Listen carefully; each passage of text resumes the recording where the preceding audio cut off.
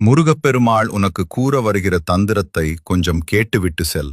இல்லையென்றால் செல்வத்தையும் சுயமரியாதையையும் இழக்க நேரிடும். அனைத்திலும் உயர்ந்த இடத்திற்கு செல்ல வேண்டும் என்றால் இந்த வீடியோவை முழுமையாக பார்த்துவிட்டு அதன் முழு பலனை நீயே அடைவாய்.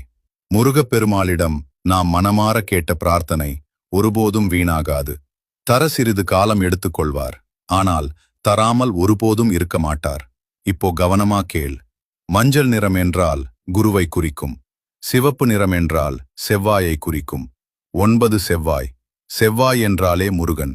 அதனால் நம்பிக்கையோடு இதை செய்து பார்.